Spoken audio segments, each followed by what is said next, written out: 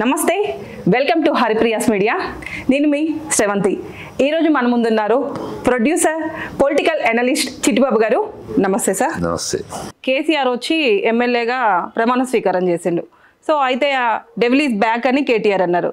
ఇప్పుడు తుంటిగాయం పూర్తిగా తగ్గి డెవిల్ బ్యాక్ వచ్చినట్లేనా అంటున్నారు. 17కి 17 స్థానాలు మావే అని బీఆర్ఎస్వి వస్తాయా? 17కి 17 స్థానాలు బీఆర్ఎస్కే వస్తాయా సార్? ఖచ్చితంగా మా ఎందుకు వస్తాయి అంటే ఉన్న వాళ్ళు మాకు డబ్బులు ఇచ్చండి, వీళ్ళు మాకు పోయిన ఎక్కువనే బీజేపీ అంటుంది.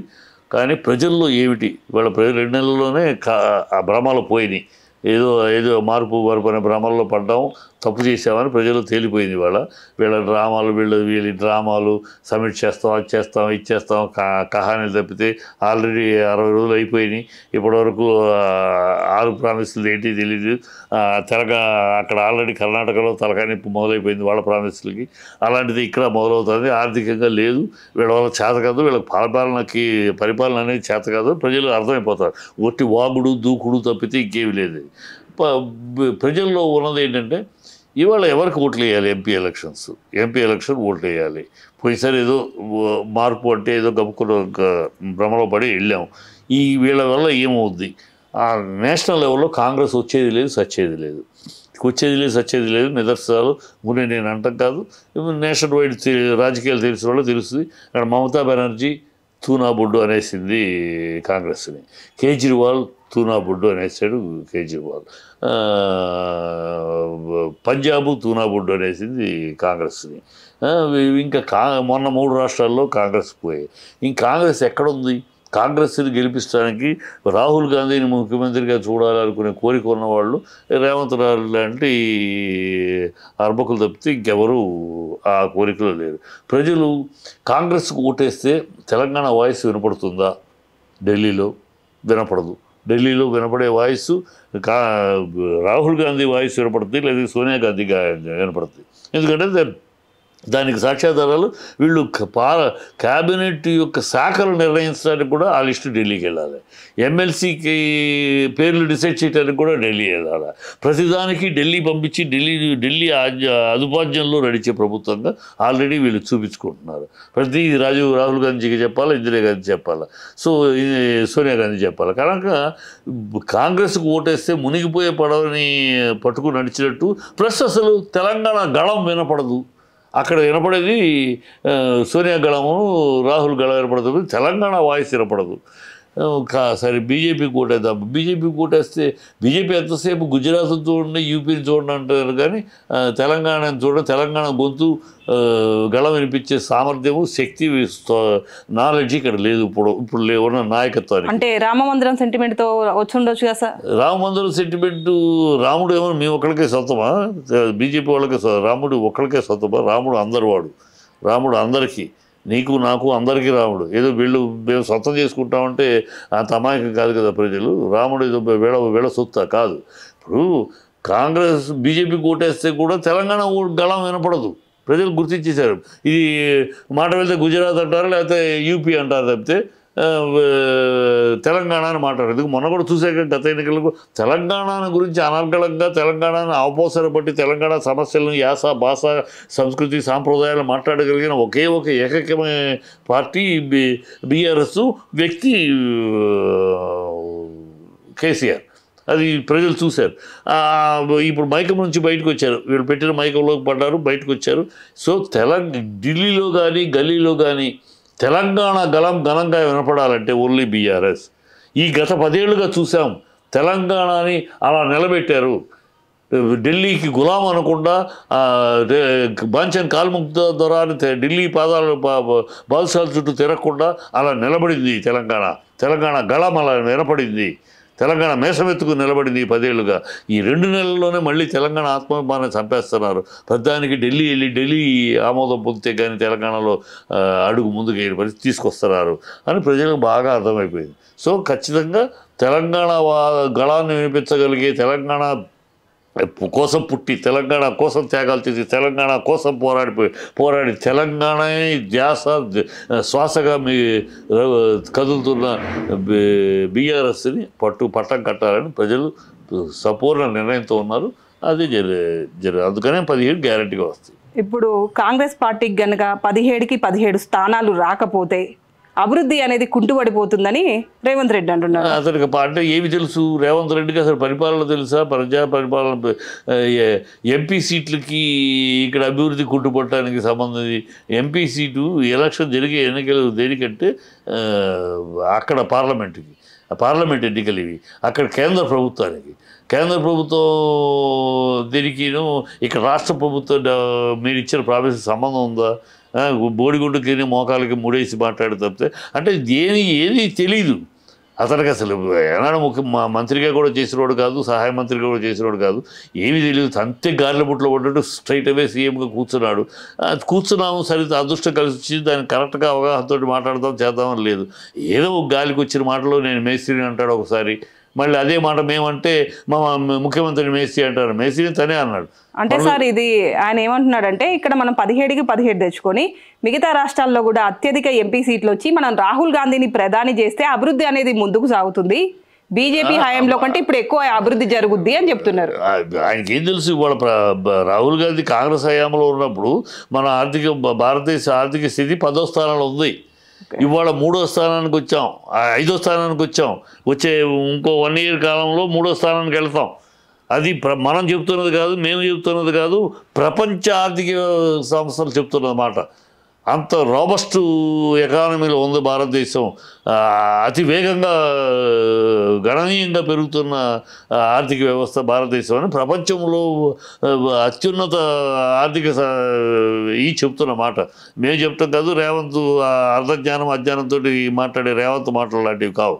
ఇక్కడ ఆర్థిక ఏం జరుగుతుంది, భారతదేశ స్థాయి ఎక్కడికి వెళ్తుంది, మీరు మీ 13కు ముందు ఏంటి, 14కు ముందు ఏంటి, 10వ స్థానంలోనూ అదమ స్థాయిలో ఇవాళ 25 కోట్ల ప్రజలు పావర్టీ నుంచి 10 ఏళ్లలో బయటకు వచ్చారు. 25 కోట్ల ప్రజలు ఏమి చేయకూడదు. ఏదో రాజకీయంగా పామరులకు అర్థం కాదు కనుక ఏదో మాట్లాడేస్తారు. ప్రజలకు ఓట్లు వేసే ప్రజలకి బాగా తెలుసు వీళ్ళ గాలి మాట ఏదో సొల్లు వాగుళ్ళు అవుతున్నారు అని అర్థమైపోతుంది వాళ్ళకి. వీళ్ళు ఏమి డెవలప్మెంట్ చూపించారు? మీరేమన్నా వాళ్ళ కొత్త 60 ఏళ్ళు దేశాన్ని పరిపాలించారు, 67 ఏళ్ళు రాష్ట్రాన్ని పరిపాలించారు. ఇవాళ కొత్తగా మీరు పరిపాలించిన రోజులు ఏమి డెవలప్మెంట్ పీకారు? ఇవాళ కొత్తగా మళ్ళీ మేము మారామండి, మేము చాలా బుద్ధిమంతులు అయ్యాం, మేము దాచుకుంటూ అబద్ధాలు ఆరబోతా ఆశ్రిత పక్షపోతం కాదు, మేము నిజమైన పరిపాలన చేయడానికి సిద్ధంగా ఉన్నామని చెప్తే ప్రజలే చెవులు పూలు పెట్టుకోలేరు. మీ చరిత్ర తెలుసు, మీ ఇప్పుడున్న నాయకత్వం యొక్క లక్షణాలు తెలుసు.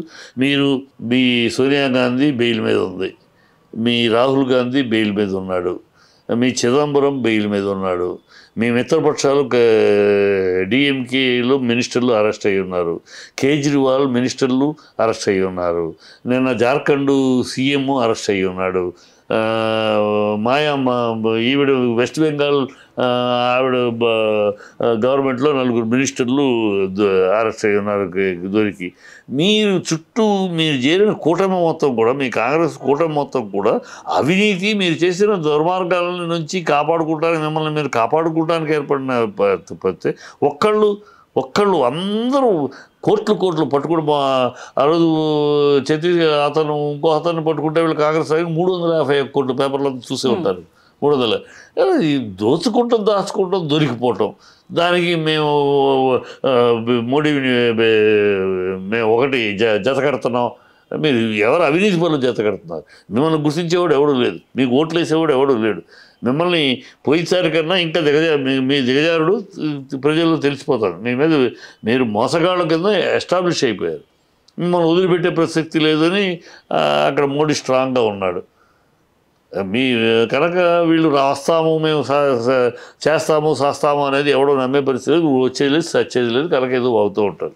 బండ్ల గణేష్ మల్కాజ్గిరి నియోజకవర్గం నుంచి ఎంపీగా నామినేషన్ వేశారు, ఎంపీ క్యాండిడేట్గా.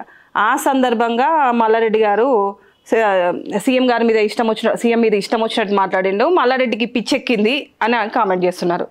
ఏం సార్ అసలు వీళ్ళిద్దరు పంచాయతీ ఏంది, ఈ కామెంట్స్ ఏంది? ఈ బండ్ల గణేష్ ఏదో బండ్ల గణేష్ కూడా ఒక క్యాండిడేట్, ఒక రాజకీయంగా అదే ఈ ఏదో ఒకటి వాగుతూ ఉంటాడు. వాగితే చిరంజీవి ఒకప్పుడు పవన్ కళ్యాణ్ ఫ్యాన్ అంటాడు, ఇప్పుడు మరి పవన్ కళ్యాణ్కి వ్యతిరేకమైన పార్టీ కాంగ్రెస్లో ఉంటా అంటాడు. అది ఏదో మాట్లాడు 7 బ్లేడ్ తోటి మెడకోసుకుంటారంటాడు. ఏదో అతనికి ఏదో 4 సినిమాలు తీసే అవకాశం వచ్చింది హీరోలతోటి, దాంతో పెద్ద తోపు అని మాట్లాడుతూ ఉంటాడు అతను. అతను ఏమీ కాదు. ప్రజల్లో సినిమాలు వేరు, సినిమాలు నీకు ఆయన కాళ్ళ దగ్గర కూర్చుంటే పవన్ కళ్యాణ్ కాళ్ళ దగ్గర కాళ్ళు పిసిస్తే ఆయన కాల్ షీట్లు ఇవ్వచ్చు, కానీ ప్రజలు అట్లా కాదు. ప్రజలు నీ స్థాయి ఏంటి రాజకీయంగా, నీవేంటి, నీ వాగుడు ఏంటి, నీ మాట ఏంటి, నీ కెపాసిటీ ఏంటి, నీకు డబ్బులు ఉన్నాయి కాదు, నీ కెపాసిటీ ఏంటి, నీ విధానం, నీ మానసిక విధానం ఏంటి, నువ్వు దోచుకుంటానికి రాజకీయాలకు వచ్చావా, ఇంకా సంపాదించుకుంటానికి వచ్చావా, లేకపోతే నిజంగా సేవ చేయ ప్రజలకు తెలుసు. అవన్నీ గుర్తుపట్టారు. అతను ఏదో అవుతూ ఉంటాడు. ఇప్పుడు మల్లారెడ్డి సీఎం రేవంత్ రెడ్డి సీఎం రమ్మన్నాడు, అడిగాడు, నీకు తెలుసా? అది తెలుసా? ఉన్నది గాలిగా మాట్లాడుతావు. రేవంత్ రెడ్డి మొదటి నుంచి కూడా అందరినీ ఇప్పుడు లాగడానికి ప్రయత్నిస్తూనే ఉన్నాడు. ఆయన వాళ్ళ రాజకీయం, అది రాజకీయం. అక్కడ రేవంత్ రెడ్డి అయినా ఇంకొకళ్ళైనా రాజకీయం. 64 జస్ట్ స్లెండర్ మెజారిటీలో ఉన్నాం, టప్పన ఒక 10 ఎమ్మెల్యేలు పోయారంటే బతుకు బస్టాండ్ అవుద్ది. కనుక ఆ స్థితి రాకుండా లాక్కోవాలని ప్రయత్నం. ఆ ప్రయత్నాల్లో మల్లారెడ్డిని 2 సీట్లు ఇస్తాం కంటెస్ట్ చేయమని అడిగాడు. ఆయన నేను చెయ్యను అని చెప్పాడు. ఈయన అది చెప్పాడు. ఏంటి దీంట్లో ముఖ్యమంత్రి మాట్లాడటం ఏముంది? వీడికి ఏం తెలుసని లోపల జరిగి ఊనే మైక్ ముందుకు ఉంది కదా అని ఏదో 4 సినిమాలు జూనియర్ ఎన్టీఆర్ తోటిను పవన్ కళ్యాణ్ తోటి సినిమాలు తీసేసాడు కనుక మీడియాలో కొంచెం ఫోకస్ అయ్యాడు కనుక ఏదో పెద్ద మాట్లాడేస్తేది ఏదో మాట్లాడుతూ ఉంటాడు. అతను మాట్లాడడానికి ప్రజల్లో విలువ లేదు, ఏం లేదు, ఏదో అవుతూ ఉంటాడు. బ్లేడ్ తోటి మెడ నరుక్కుంటాను అన్నట్టు, గొడ్డలతోటి వెన్నుపోసు పీక్కుంటా అన్నట్టు మాట్లాడుతూ ఉంటాడు. ఏం మాట్లాడతాడు? శృతి సనాయం ఉండదు, ఒక పద్ధతి ఉండదు, ఒక విధానం ఉండదు. రేపు పవన్ కళ్యాణ్ కాంగ్రెస్ తిట్టమంటే తిడతాడు కూడా. పవన్ కళ్యాణ్ కాళ్ళ దగ్గర కూర్చుని, అంటే మీరు అనేది ఏం సార్, పవన్ కళ్యాణ్ ఏది చెప్తే బండ్ల గణేష్ గారు చేస్తాడు, చెప్తాడు, తనే చెప్తాడు, నేను చెప్పగల తనే చెప్తాడు. నాకు దేవుడు అంటాడు కదా, వేరే దేవుడు లేడు, నాకు దేవుడు పవన్ కళ్యాణ్. అంతేగాని పవన్ కళ్యాణ్ కాల్ షీట్లు ఇచ్చిన ఆ బెచ్చంతోటే కదా తను మనిషి అయ్యాడు. మరి పవన్ కళ్యాణ్ అక్కడేమో తెలుగుదేశం పార్టీతో ఉన్నాడు. అదే Bandla Ganesh junior costly junior artist అంతే. బండ్ల గణేష్కి అతను దయదలిచి బెచ్చం వేస్తే, కాల్ షీట్లు అనే బెచ్చం వేస్తే వీడు ఒక మనిషి అయ్యాడు. తర్వాత జూనియర్ ఎన్టీఆర్ తోటి కూడా తీయగలిగాడు. 10 మందిలో ఒక పొజిషన్ పోతుంది. ఆ గౌరవాన్ని అట్లా వచ్చిన అదృష్టాన్ని, వచ్చిన స్థాయిని పోవాలి. నోటికి వచ్చినట్టు వీడియో పెద్ద తోపుగడగా మాట్లాడితే ప్రజల్లో ఏమో విలువ ఉండదు. ఇప్పుడు షర్మిల ఏపీ రాజకీయాల విషయానికి వస్తే, షర్మిల ఏమో ఢిల్లీ వెళ్ళి ప్రత్యేక హోదా కోసం నేను అక్కడ ధర్నా చేస్తా అంటుంది. దాని గురించి పురంధరేశ్వరి ఏమో ఏంటమ్మా ప్రత్యేక హోదా, ఆల్రెడీ ప్రత్యేక ప్యాకేజ్ ఇచ్చేసినాం, అయిపోయింది, మళ్ళీ ఎందుకు నువ్వు మాట్లాడుతున్నావు, మళ్ళీ ఈ మధ్య కొత్తగా వచ్చి అంటుంది. ఈ ప్రత్యేక హోదా, ప్రత్యేక ప్యాకేజీ గొడవ అసలు ఏంది సార్? ఇది ఎప్పుడు అయిపోయింది అమ్మాయి. షర్మిల ఇప్పుడే కళ్ళు తెరిచింది. షర్మిలకి అమ్మాయికి ఏం మాట్లాడాలి, ఏం మాట్లాడితే ఏదో అక్కడ కొట్టు తెరిచిందమ్మా. తెలంగాణ కొట్టు తెరిస్తే కొట్టు బోణి కూడా కాలేదు, మూసుకోవాల్సి వచ్చింది. ఏం చేయాలి? ఆ కొట్టును మళ్ళీ ఆంధ్రలో కాంగ్రెస్ వాళ్ళకి వేరే పని లేదు కదా, ఏదో చెప్పి ఎవరో ఒకరి దాంట్లో చిచ్చు పెట్టి తద్వారా లబ్ధి పొందాలే బాపతు. సో వాళ్ళు ఏదో కెలికి నువ్వు ఇటు రమ్మని ఇక్కడ కొట్టు పెట్టమ్మా, అక్కడ కొట్టు తీస్తే ఇక్కడ కొట్టు పెట్టారు. ఇక్కడ కొట్టు ఎట్లా పెడుతుంది? ఇక్కడే నువ్వు తన్నోటి అని చెప్పే, నేను ఈడపిల్లని కాదు ఆడపిల్లని, అక్కడికి వెళ్ళిన తెలంగాణకి కోడలికి వెళ్ళి ఆడపిల్ల, ఈడపిల్లని కాదు ఆడపిల్లని, అందుకని ఆడపిల్ల అంటారు అని డైలాగ్ కొట్టింది. కాంగ్రెస్ తిట్టకుండా తిట్టింది. మా నాన్నని ఎఫ్ఐఆర్లో చేర్పించింది కాంగ్రెస్ అని చెప్పి అంది. మా తండ్రిని అవమానించింది కాంగ్రెస్ పార్టీ అని చెప్పింది. అన్నీ తిట్టింది. చంద్రబాబుని తిట్టింది. ఇవాళ కాంగ్రెస్ పక్కన చేరింది. సిగ్గు, శరం, ఏమన్నా అభిమానం, ఒక విధానం, ఒక పద్ధతి, ఏమన్నా చీము నెత్తురు ఉంటే ఆ పిల్ల కాంగ్రెస్లో చేరుతుందా అని ఏమాత్రం లేకుండా ఉన్న పదవి ఏదో ఒక తన ఉనికిని కాపాడుకోవటానికి తన వైఎస్ఆర్ పేరు ఎట్లా పెట్టుకుంటావు? వైఎస్ఆర్ పేరు నువ్వు ఆ ఇంటికి వెళ్ళిన ఆడపిల్లవి. మన సాంప్రదాయం ప్రకారం పెళ్ళైనాక భర్త ఇంటి పేరు వస్తుంది, నీకు వైఎస్ రాదు. వైఎస్ పేరు వాడుకుంటా నీకు ఎక్కడ నీకు అర్హత రెడ్డి అని వాడుకుంటావు. రెడ్డి అని ఎలా వాడతావు నువ్వు? శాస్త్రి. నీ భర్త అనిల్ శాస్త్రి, నువ్వు శాస్త్రిని పెట్టుకోవాలి. అంటే ముగ్గురికి ఏమైనా విడాకులు ఇచ్చేసావా? వైఎస్ రెడ్డి అని పెట్టుకుంటున్నావు, వైఎస్ శ్యామలారెడ్డి అని. ఇవన్నీ అంటే ఇది లేదు, ఒక నీతి నిజాయితీ నిబద్ధత అని ఏది లేదు. ఎట్లా అయినా సరే ఏదో ఒకటి నేను మా అన్నయ్య నాన్న పేరు చెప్పి నాన్న పేరు వల్ల ముఖ్యమంత్రి అయిపోయాడు, నేనే అయిపోతాను అని. మీ అన్ననేమి ప్రజలు నాన్న పేరు పెట్టి ముఖ్యమంత్రి చేయలే. 10 ఏళ్ళు తిరగనిచ్చారు. 10 ఏళ్ళు ప్రజల్లో తిరిగితే అదే మీ నాన్నను బట్టి ముఖ్యమంత్రి చేయాలంటే ఆ రోజు 2014లోనే చేసేవారు ప్రజలు. అంత సీన్ లేదు. 10 ఏళ్ళు తిరిగిచ్చి 10 ఏళ్ల తర్వాత కూడా చంద్రబాబు యొక్క దౌర్భాగ్య దుర్మార్గ దుర్నీతి అసభ్యమైన పరిపాలన వల్ల ప్రజలు విసిగి వేసారిపోయి ఈ దరిద్రం నుంచి బయటపడాలి అని ఎదురు చూస్తున్న కాలంలో ఆల్టర్నేటివ్గా మీ అన్నను చూశారు. 10 ఏళ్ళుగా తిరుగుతున్నాడు ప్రజల్లో ఆల్టర్నేట్గా. అప్పుడు బీజేపీ ఏమీ లేదు, ఇప్పుడు లేదు అనుకో, బీజేపీ ఎప్పుడూ లేదు, ఆల్టర్నేట్గా చూద్దామని ఇచ్చారు. అంతేగాని మీ నాన్న మహానుభావుడు, మీ నాన్న పక్కన నుంచున్నాడు, మీ నాన్న కొడుకు అని నెత్తిని పెట్టేలా కిరీటం పెడితే ఆ రోజే పెట్టేవారు. ఈ నిజాలు గుర్తించాలి, గ్రౌండ్ రియాలిటీ ఆయన ఇచ్చారు అవకాశం, చేసుకున్నాడు. ఇప్పుడు నువ్వు వచ్చేసేసి నువ్వేంటి, ఏమి చేసావు రాష్ట్రానికి? ఆంధ్ర రాష్ట్రానికి నీకు ఏంటి సంబంధం? పెళ్ళయ్యావు, వెళ్ళిపోయావు, అక్కడ ఉన్నావు. అక్కడ మీ ఆయనతో కలిపి నువ్వు దేవుని ప్రసంగాలు, దేవుని వాక్యాలు పంచుకుంటారు, డొనేషన్లు కలెక్ట్ చేసుకుంటారు, ఆ వ్యాపారాలు చేసుకుంటున్నావు. ప్రత్యేక ప్యాకేజ్ ఇచ్చినాక ప్రత్యేక హోదా ఇచ్చే అవకాశం ఉందా సార్? ముగిసిపోయిన అధ్యాయం కదా అది. ముగిసిపోయిన అధ్యాయం అని పార్లమెంట్లో చెప్పబడిందమ్మా క్లియర్గా. ముగిసిపోయిన అధ్యాయం. అలా వాగి చంద్రబాబు మూల కూర్చున్నాడు. అది ముగిసిపోయిన దాన్ని ఈవిడ మళ్ళీ ఏదో పెద్ద మహానాయకురాల్లాగా దాని పెద్ద గొప్ప విషయాన్ని కనిపెట్టి బయటికి లాగుతున్నట్టు ఈ పిచ్చి వేషాలు వేస్తుంది. తన యొక్క ఉనికిని కాపాడుకుంటానికి, తన ఎగ్జిస్టెన్స్ని చూపించుకుంటానికి తప్పితే నథింగ్ మోర్ దెన్ దట్. ఆ అమ్మాయికి ప్రజల్లో ఏమీ ఉండదు. ప్రజల్లో రేపు అమ్మాయికి వెళ్తే అమ్మాయి ఎవరితోటి, ఆ అమ్మాయి ఎవరి ఓట్లు చీలుస్తుందంటే నోటా ఓట్లను చీలుస్తుంది. నోటా ఓట్లతోటి పోటీ పడుతుంది తప్పితే ఆ అమ్మాయి ఇంకెవరికి ప్రయోజనం లేదు, ఎవరికి లాభం. కాంగ్రెస్ ఎలాగో 0, ఈ 0కి ఇంకో 0 ఆడితే 0+0 0 కానీ ఇంకోటి అవ్వదు కదా, అంతే. ఏమి ఆ అమ్మాయి వేస్ట్ మెటీరియల్. ప్రజలు కూడా అసహించుకుంటున్నారు. నిన్నటిదాకా ఏం మాట్లాడావు, మొన్నటిదాకా ఏం మాట్లాడావు, ఇవాళ సడన్గా ఏం మాట్లాడుతున్నావు అంటే ఇది ఏమైనా? మీ ఆయన ఒక వ్యాపారాన్ని తీసుకొచ్చాడు మీ సీఎం దగ్గరికి, పొమ్మన్నా సరే నువ్వు మీ అమ్మను కూడా తీసుకుని మళ్ళీ వచ్చి ఆ వ్యాపారానికి ఆ లావాదేవీలు నేను చూడమన్నావు. నేను చూడను, నేను సీఎంగా ఎందుకు అవ్వలేదు, నేను చూడను అన్నాడు. దాంతో మీ వ్యాపార లావాదేవీలకి, మీ వ్యాపారాల కోసం ఆయన సహకరించలేదు కనుక నువ్వు పగబడతానంటే ఈ పిచ్చి మాటలు. నీకు మీ ఆయనకి, మీ అన్నయ్యకి ఆస్తుల సమస్య ఉందా, కోర్టులో తెలుసుకో. ప్రజలకేం సంబంధం? నీకు సాక్షిలో వాటా ఉందా, కోర్టులో తెలుసుకో. ప్రజలకేం సంబంధం? ఈ పిచ్చి వేషాలు ప్రజలు సేకరించి ఏదో సింపతి వచ్చేస్తుంది. రాజశేఖర రెడ్డి గారి కూతురు కానీ అమ్మో ఆహా రాజశేఖర రెడ్డి కూతురు అని ప్రజలు కళ్ళు బెల్లదేసి రామ అంటారు, స్వాగతం పలుకుతారు అనుకుంటే భ్రమ. రాజశేఖర రెడ్డి గారికి లేదు. రాజశేఖర రెడ్డి గారు ఏమి అంత మహా పుణ్యపురుషుడు, దైవాంశ మనిషి నాయకుడేం కాదు. చంద్రబాబు పుణ్యమాన ఆయన అయ్యాడు, అదే చంద్రబాబు పుణ్యమాన మళ్ళీ జగన్ అయ్యాడు. అంతేకాని ఆయన మహత్తరమైన పేరు ఉన్నవాడు. ఆయన మేసాల రాజశేఖర రెడ్డి, బాంబులు రాజశేఖర రెడ్డి, ఓల్డ్ సిటీలో అల్లలు సృష్టించే రాజశేఖర రెడ్డి, స్వపక్షంలో విపక్ష రాజశేఖర రెడ్డి, ఏ ముఖ్యమంత్రి నిద్రపోని అల్లలు సృష్టించే రాజశేఖర రెడ్డి, ఇలా ఆయనకి ఘనమైన ఫ్యాక్షన్ చరిత్ర ఉంది. కాకపోతే ఆఖరి రోజుల్లో ఆ పాదయాత్ర చేశాడు. చంద్రబాబు పుణ్యమాని గబుక్కుని ప్రజలు ఇటు మొగ్గారు, మహానేత అయ్యాడు. అయినాక గెలిచినాక 2 మంచి కార్యక్రమాలు చేశాడు, అంతే. అంతకు మించి ఆయన దైవాంశ సంబుతుడు అనుకుంటే పొరపాటు. రామారావు గారే అలా కాలేకపోయాడమ్మా.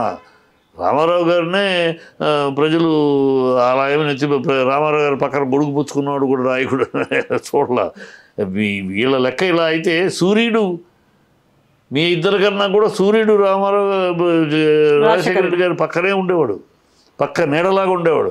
సూర్యుడు నేను రాజశేఖర రెడ్డి గారితో ఎక్కువగా పక్కనే ఉన్నాను, నాకు సీఎం అయ్యే అర్హత ఉంది, యోగ్యత ఉంది, నాకు ఇవ్వడం అర్హత కదా. సో ఇవన్నీ ఒక ఆయన అయిపోయింది, ఆయన చరిత్ర అయిపోయింది, ఏదో మిగిలిపోయాడు. ఆయన పేరు చెప్పుకొని నేను కాయలు అమ్ముతానంటే అలా ఏం కొనడానికి సిద్ధంగా లేరు ఇక్కడ ప్రజలు. అంత గొప్ప ఇదే నాయకుడేం కాదు, దైవ సమానుడేం కాదు కదా. దైవ సమానుడైతే ఆయన పక్కన నుంచి గొడుగు పట్టుకున్నాడు నాయకుడే, ఆయన పక్కన విద్యాపరులు వీసేవాడు నాయకుడే, ఆయన వెనకాల చాట్లు నుంచున్నవాడు నాయకుడే. చెప్పుకోవచ్చు దేవుని పక్కన నుంచున్నానయ్యా, దేవుని చేయి పట్టుకున్నాను, దేవుని అని చెప్పచ్చు. అంత దైవ సంబూత నాయకుడేం కాదు ఆయన పక్కన నుంచున్నాను కనుక, ఆయన కూతురుగా పుట్టాను కనుక నాకు ముఖ్యమంత్రి పదవి ఉంటే ఇవన్నీ పిచ్చి మాటలు. ఏపీలో బీఆర్ఎస్ పార్టీ పోటీ చేసే అవకాశం ఉందా? ఆల్రెడీ ముందే చెప్పింది మేము జాతీయ రాజకీయాల్లోకి వస్తున్నామని. మరి ఎందుకు సార్ సైలెంట్గా ఉన్నారు? ఎందుకు వెళ్ళట్లేరు ఏపీలో పోటీ చేయడానికి? మీరు పరిస్థితులు అంచనా చేయట్లేదని మేము అప్పుడే డిసైడ్ చేద్దామా, అంచనా జరుగుతున్నాయి, చర్చలు జరుగుతున్నాయి, వెళదామా, మహారాష్ట్రలో కంటెస్ట్ చేద్దాం, కర్ణాటకలో కంటెస్ట్ చేద్దాం, తెలంగాణ ఆంధ్రాలో కంటెస్ట్, ఇవన్నీ చర్చలు జరుగుతున్నాయి. ఇప్పుడు కూడా ఒక రాజకీయ పార్టీ వ్యూహం ఎట్లా ఉంటుందంటే, వెళితే దాని ఇంపాక్ట్ ఎంతవరకు ఉంటుందని స్టడీ చేస్తారు. మనం వెళితే ఇంపాక్ట్ ఎంతవరకు ఉంటుంది, ఆ ఇంపాక్టు సీట్లు ఎన్ని వస్తున్నాయి రావు అనవసరం తర్వాత విషయం. అసలు ఇంపాక్ట్ దాని ప్రభావం ఎంత ఉంటుంది, సీట్ల విషయం కన్నా ప్రజల్లో ఎంతవరకు వెళ్తుంది, అది అవగాహన చేసుకోవాలి. ఆ ప్రక్రియ జరుగుతుంది. సో ఆ ఇంపాక్ట్ బాగుంటుంది ఇవాళ కాబట్టి ఫ్యూచర్కి బాగుంటుంది, ఆ ఇంపాక్టు ఫ్యూచర్కి పునాది పడుతుంది అని అంటే వెళ్తాం. లేదు ఇది కరెక్ట్ సమయం కాదు, ఇంకా టైం ఉంది, ఈ సమయం కాదు, ఎన్నికలు అయిపోయిన తర్వాత దాని పునాది ఏర్పరిచే పరిస్థితి వెళ్ళాలి, ఇంకో మన విధానంలో వెళ్ళాలి అని అనిపిస్తే అప్పుడు ఎన్నికలైనా వెళ్తాం. లేదు ఇప్పుడే పునాది పడేయటం మంచిది అనుకుంటే ఇప్పుడు వెళ్తాం. అవగాహన పార్టీ అంటే ఇక్కడే గెలవలేకపోయినాం, ఇక్కడ పేరు మార్చుకొని ఇక్కడే ఓడిపోయినాం, ఇక మిగతా దగ్గర ఏం గెలుస్తాం అన్న ఉద్దేశంతో పోటీ చేయట్లేరా? ఇక్కడే గెలవలేకపోతున్నా అనే మాట అంటే ఇక్కడే కదా సార్, అది పుట్టిందే ఇక్కడ. 10 ఏళ్ళు పరిపాలించిందమ్మా పుట్టి ఇక్కడ.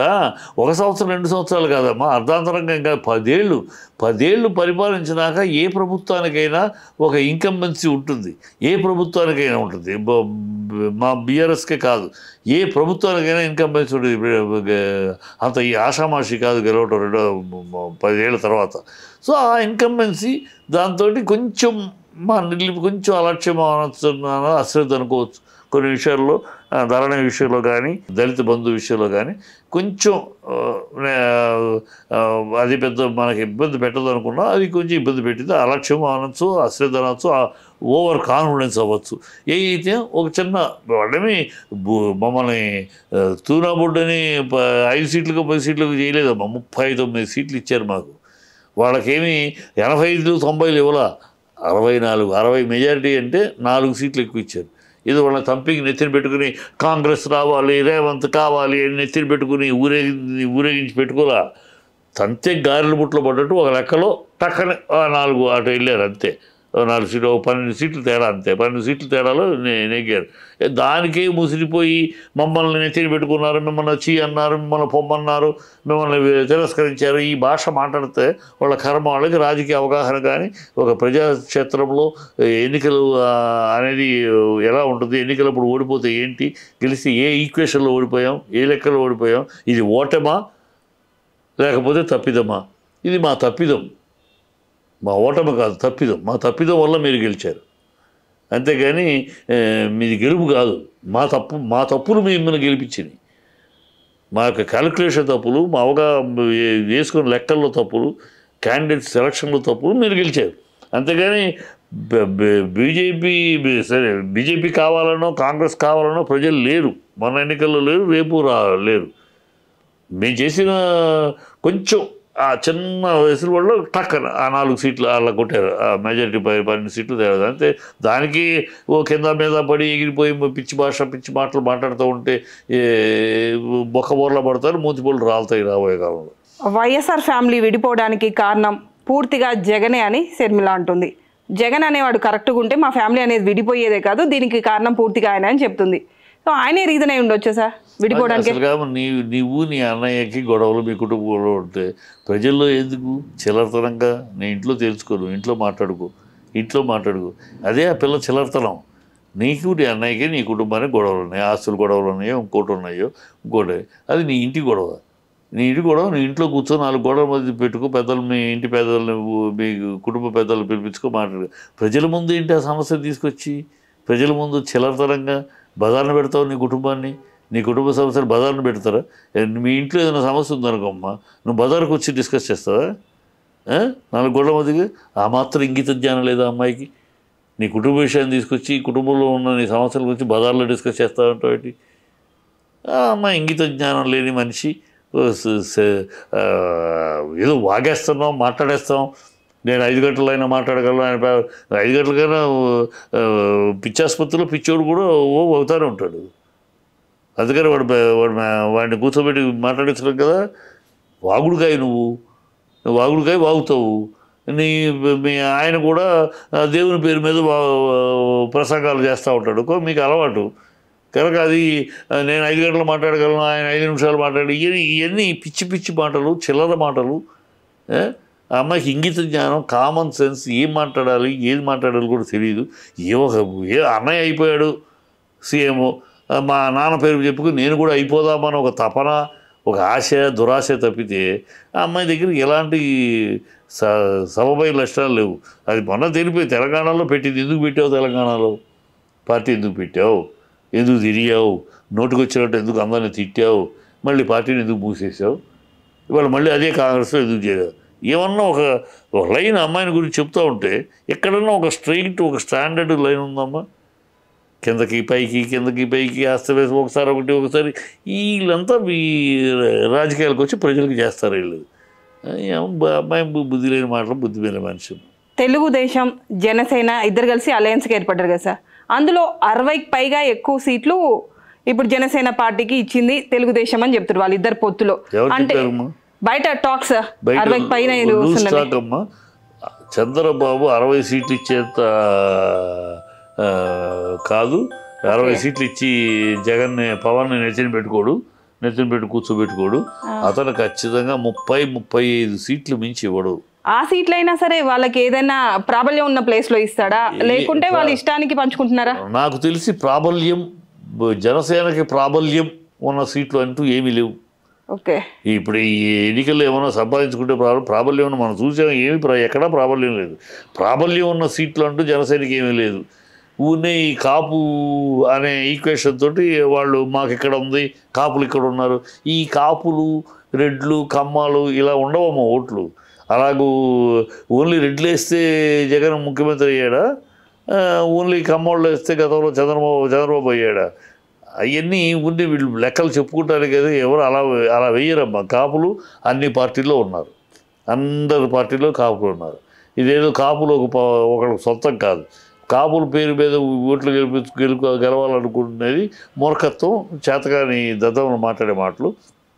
ఆ పాయింట్ పెట్టుకుని ఈ కాపులు పవన్ కళ్యాణ్ ఎక్కడి నుంచి అంగీకరిస్తారు?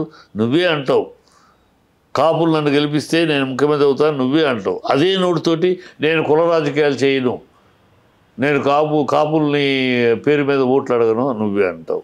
మళ్ళీ ఇంకోసారి నువ్వే అంటావు కాపులకి బుద్ధి లేదు, మన నాయకుడిని గెలిపించుకుందామని ఆలోచన లేదు అని అంటాడు. ముద్రగడ పద్మనాభాన్ని కాపాడుకోలేకపోయాం అని అంటాడు. అంటే నువ్వే ఏం మాట్లాడు? ఒకసారి కాలం లేదంట, ఒకసారి కులం ఉందంట, ఒకసారి కాపులు తిడతావు, ఒకసారి కాపుల్ని గెలిపించాలంటావు. ప్రజలు అతను ఒక నాయకుడిగానే చుట్ల. నాయకుడు కేఏ పాల్, తెలంగాణలో కేఏ పాల్ ఒక ఎలక్షన్ అప్పుడు కొన్ని కామెడీలు చూపించాడు. ఇప్పుడు ఆంధ్రాలో తయారయ్యాడు పవన్ కళ్యాణ్ కొన్ని కామెడీ సీన్లు చూపించడానికి అన్నట్టు ఏమైంది. ఎందుకంటే కామెడీ చేస్తున్నాడు అతను. చంద్రబాబుని బూతులు తిట్టే, లోకేష్ని బూతులు తిట్టే. ఇవాళ మళ్ళీ చంద్రబాబు దేవుడు అంటుండే, మళ్ళీ అదే చంద్రబాబు 2 సీట్లు నాకు చెప్పకుండా ఇచ్చాడు కానీ నేను 2 సీట్లు అనౌన్స్ చేసేస్తానని ఎదురు వెళ్తుండే. ఏది అసలు రాజకీయం చేస్తున్నావు? రాజకీయం ఇదేనా పిల్లాట? ఇదేనా పిల్లలాట? నువ్వు చేసావు నేను చేస్తాను, నువ్వు పెన్సిల్ తీసుకున్నావు నేను పెన్సిల్ రాసుకుంటాను, నువ్వు స్విచ్ చేసావు నేను స్విచ్ చేస్తాను. ఈ పిల్లలాట. అతను కామెడీ అది ఏమి. అందుకని వారాహిని కూడా పక్కన పెట్టేశారు, ప్రజలు ఏమి ఆదరించట్లా.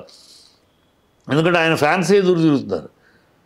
నువ్వేదో ముఖ్యమంత్రి అవుతావు అని మేము నిలబడితే ఇవాళ నువ్వు చంద్రబాబు పక్కన కూర్చుని ఆయన కాళ్ళ దగ్గర కూర్చుని మమ్మల్ని కూడా ఆయన కాళ్ళ దగ్గర కూర్చోంటే మాకేం క్రమం, మాకు అవసరంలా. నువ్వు సీఎం అవుతావని నోరు అరుచుకున్నావు, నోరు గళం గొంతు ఇచ్చుకున్నావు, డబ్బులు ఖర్చు పెట్టుకున్నావు, రక్తం దారపోసుకున్నావు. నువ్వు కాదు, నువ్వే ఆయన కళ్ళ దగ్గర కూర్చుంటే ఇంకా మాకెందుకు, నువ్వు కావాలంటే కూర్చో, మాకు ఆ కర్మ లేదని వాళ్ళే రావట్లేదు. అందుకని వారాహి ఫెయిల్యూర్, వారాహి ఆగిపోయింది లేకుండా. ఇవన్నీ ప్రజలు చూస్తారు. అతను తనకేదో ఉన్నది. చంద్రబాబు శుభ్రంగా అతను అలా ముందు పెట్టి వెనకాల గొయ్యవుతూ ఉంటాడు.